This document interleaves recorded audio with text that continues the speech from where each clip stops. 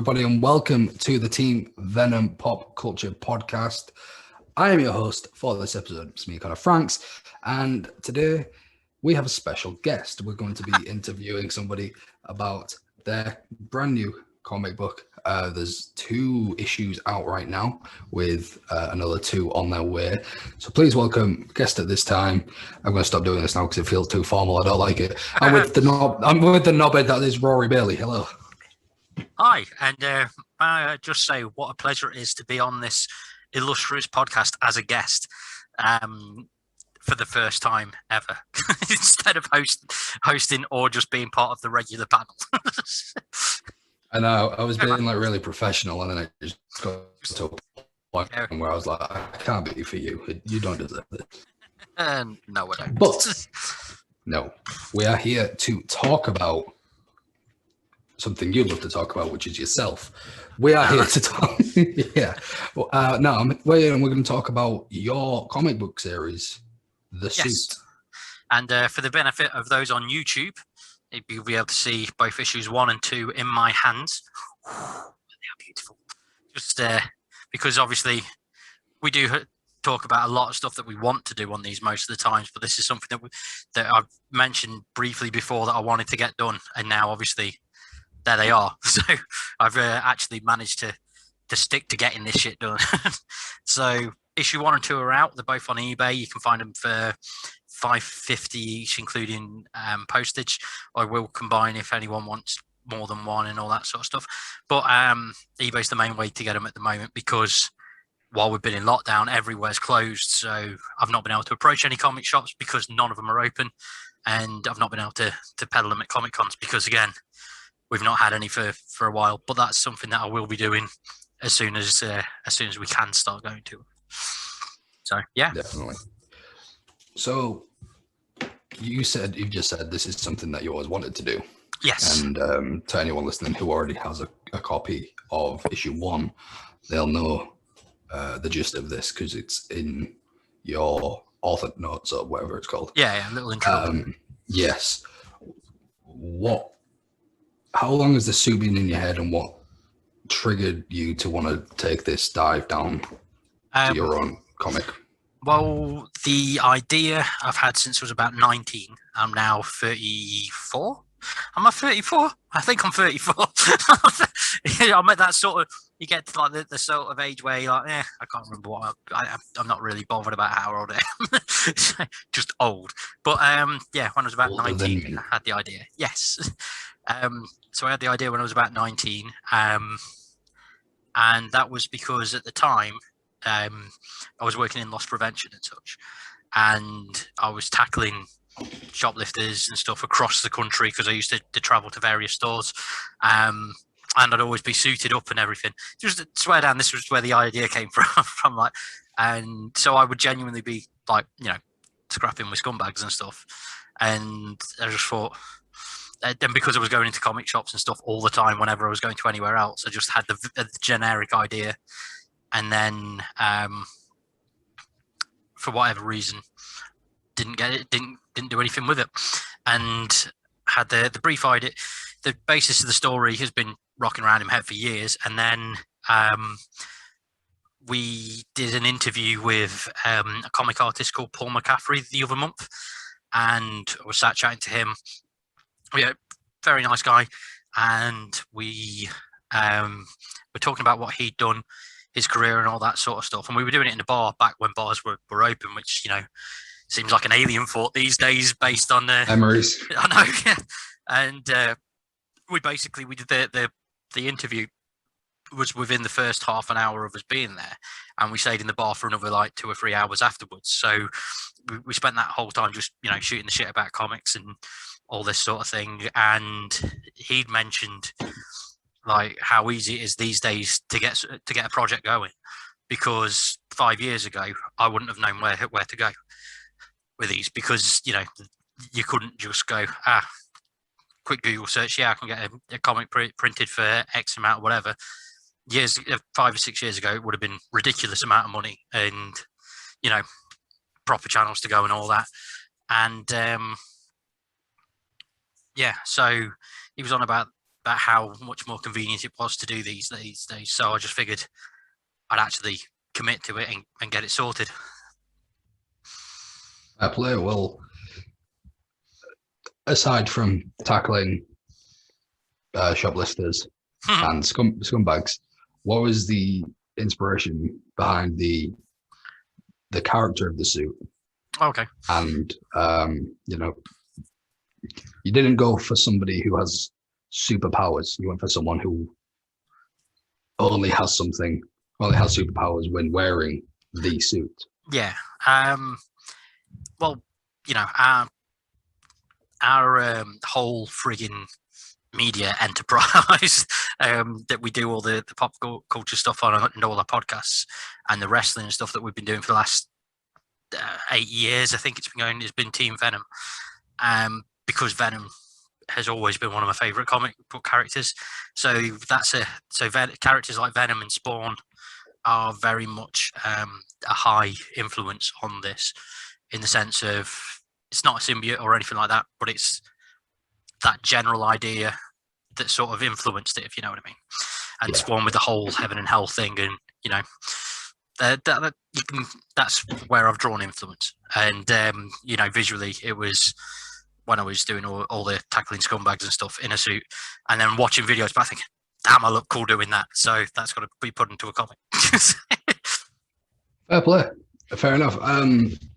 The story arc we've got based on the 2 issues that have been released right now, but for the sake of sales and spoilers, trying to avoid stuff. I'll only talk about the things that go down in issue 1. Yeah. Okay. Because I'm pretty sure when you were advertising, you put quite a lot of panels out anyway. Yeah. Of your program. Well, the first page is a funeral, isn't it? So yes, basically the first couple of pages, what's cracking off and stuff. Yeah. So. I don't know why I keep looking. For those at home, I'm looking behind the camera because I have 4 copies. Not even of all 4 issues, just the first two. Yeah. Well, yeah, I've got the first 2 in my comic pile, and then obviously I've got the other 2 in the special. Case. Yeah. The story arc is obviously a funeral to start off issue 1, and you've got the person whose funeral is a character called Marcy, based on one of your real life friends. Yeah.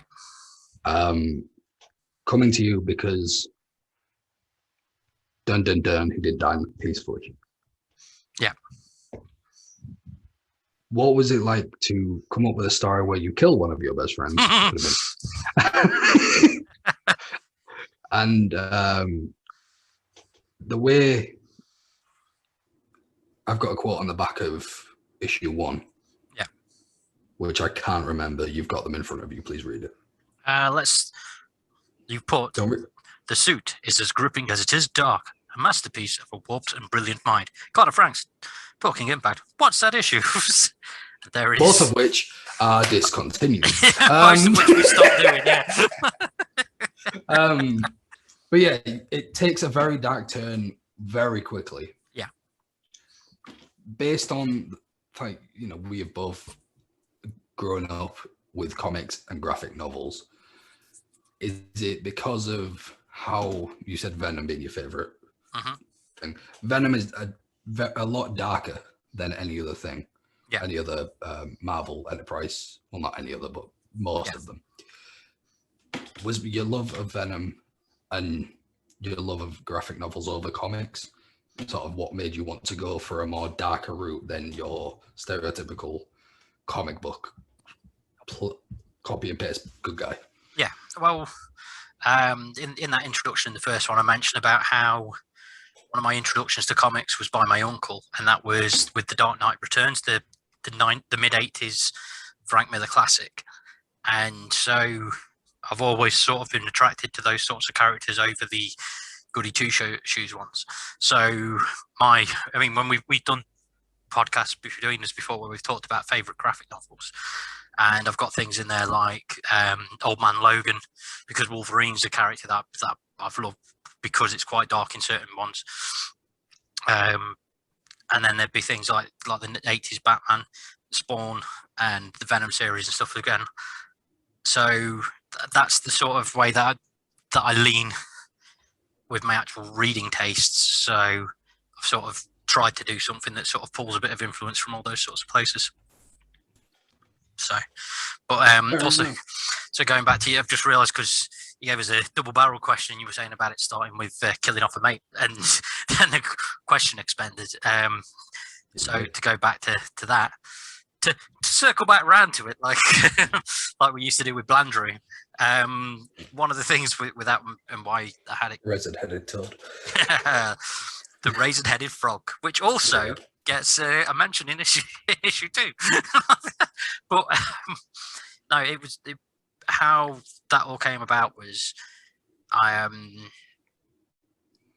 when I was about 18 or 19, one of my then best friends did genuinely pass away.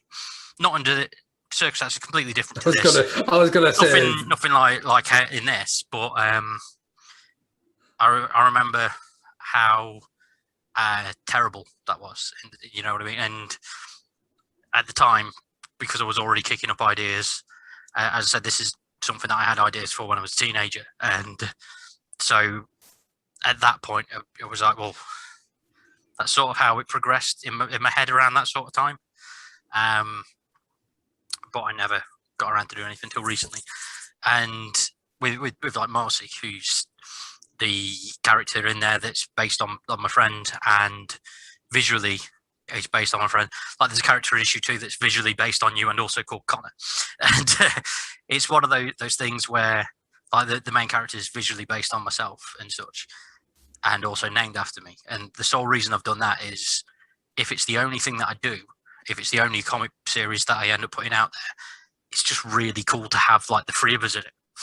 Do you know what I mean? So my brain, I just, it's one of those things where it's cool to be able to go, I've done this comic and I've drawn a picture of my own fucking face in it. Do you know what I mean? So one of them. That's fair play. When it comes to, obviously, I remember how excited you were when not only you decided to go all out with at least doing an issue, but how excited you were when you shipped the thing off to get them printed, when you got them back, and then you were so excited to do another issue. When you finished issue 1, obviously everyone's dream is if you're doing one comic book, you want to do a run. Was a multiple issue run a genuine thought in your head at that point? Or was it, was it when you got as much positive feedback from issue 1 as you did? No, I genuinely, I'd got my idea and I planned out a 5-issue run at first. And so I got a very, very rough plan for those 5 issues. And because obviously I've been sending stuff to yourself, sending stuff to Marcy to read over before it's even gone to the printers. So certain bits have been tweaked here or there and changed. And those 5 issues have ended up going down to 4 issues. But that's not because of, that's not from like lack of want. That's because of how the original plans of the 5 is sort of bled into each other, and it's ended up being that. And I've sort of made the comics a little bit longer than they should be, because traditional comic books are 32 pages, and that includes covers, adverts, and footloads of adverts. Normally, there's no adverts in any of mine. So I've literally, you open it up, you've got your intro page, and then it's just comic until so I've ended up doing more in them, and it's all just sort of shrank down a bit by default. So it's ended up as a 4-issue run. But I had the ending planned out straight away. I knew where I wanted this story to go, and like the stuff that's coming out in issue 3, I think I mentioned to you when we were first talking about this, after I'd sent you a PDF of the first issue before it had gone to printers and stuff, and my ideas for issue 3 and stuff, I'd already gone, this is what I'm planning on doing there. Issue 2, I want to do this, and then issue 4, I want to take it this direction. And then a lot of the stuff that I've ended up doing for issue 4, instead of it being issue 4 and 5, and well, 3 and 4 have ended up being what was originally going to be 3, 4, and 5, and there were certain changes that I made based on conversations that we'd had and such. So cheers for that. but yeah, so the story sort of evolved a little bit as a result of that, because of where I wanted to see some of the characters go and where I'd originally got it planned, and then like the one that we used your likeness for, where I had an organic way that I was going to do with that. That character was going to appear in a certain format for the 4th issue and also be part of the 5th issue. And then I think we had like one of those half-hour phone calls that we have on lunch breaks and stuff anyway. And it then became, right, this character's now going to do that because that makes more sense. And it gives us the options to do this, that, and the other for future runs. So it just sort of changed that way, and it took out an element of the story in a positive way. So now it's ended up as a 4-issue run. Well, speaking of, as you just mentioned, for any future runs, Yep. Have you got any plans? They don't have to be penciled in, but plans and ideas for a future run of the suit, or any other spin-offs, or side projects?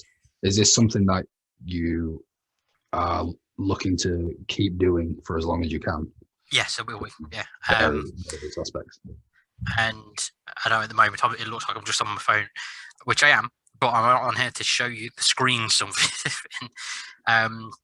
Because of the sheer amount of time that I was spending traveling and such, you can briefly see. Oh, okay, no, you can't. It's not. It's coming up like crap on the screen.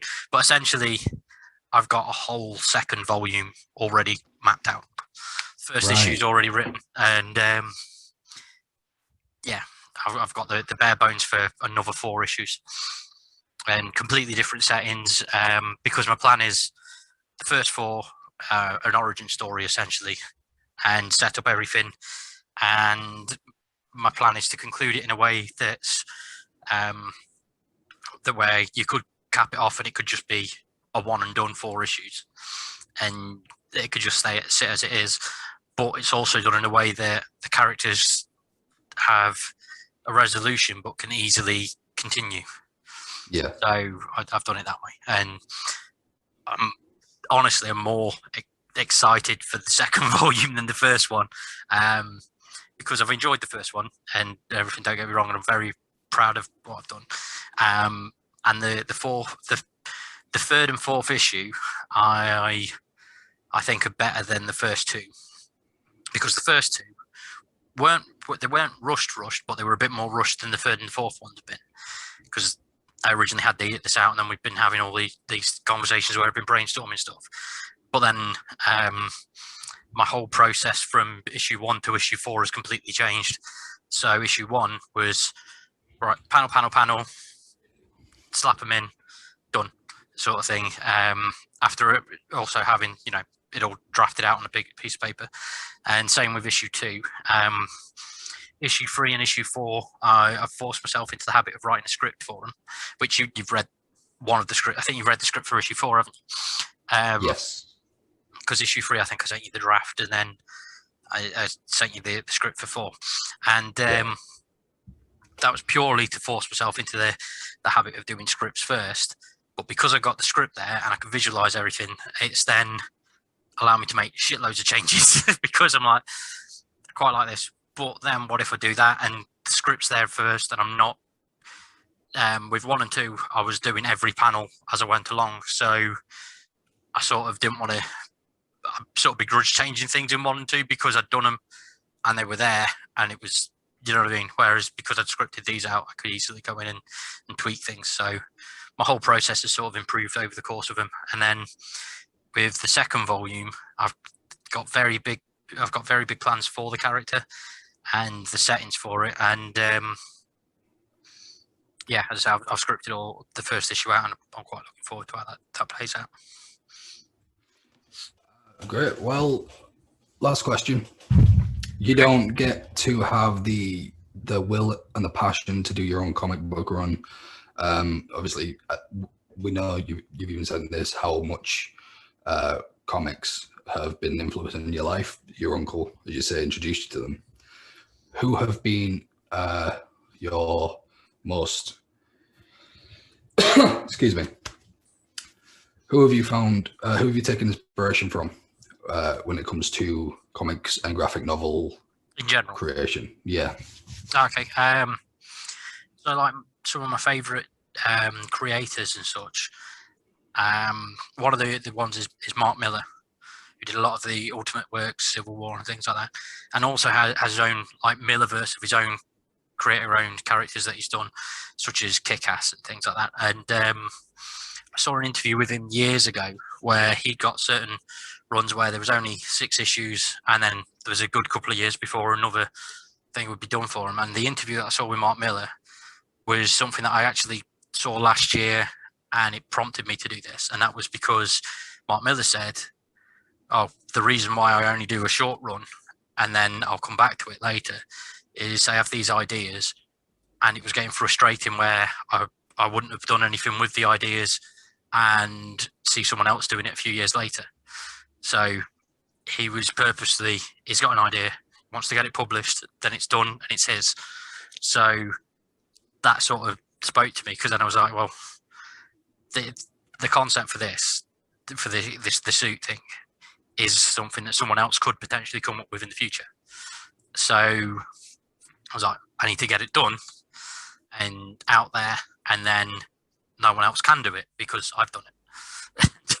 Do you know what I mean? And it's like the amount of things that, like for example, when me and you talk about wrestling and such, which we do quite a lot, and for those listening and watching, you know, you can check out the Team Venom Wrestling podcast over on Spotify, iTunes, and YouTube. But essentially, we'll have conversations where we'll be like, "Oh yeah, they should book this show that way," and all this sort of things, and then we see it happen, which is always cool to see happen. But if we had our own wrestling company and we were planning on doing that sort of stuff, and then we saw someone else do it, we'd be really pissed off because we haven't got to do it first ourselves. So it's the same sort of thing with these. So that's where the Mark Miller interview that I saw last year was an influence.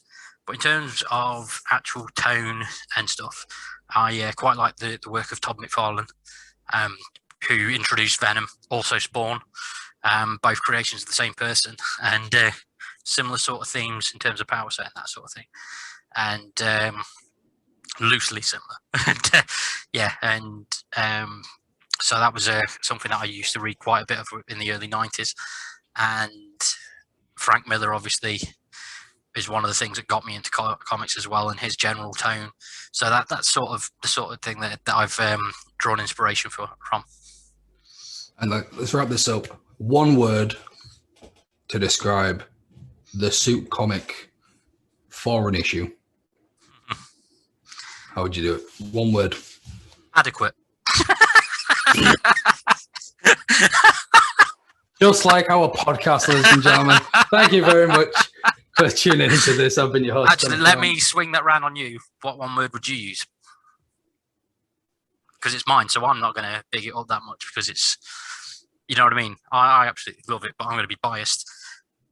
I know that you have no issue being brutally honest with me about stuff and ripping me to shreds when possible. so what's your one word? Shite. No, no, you know, I very much enjoy it. I would say one word to describe the full run would be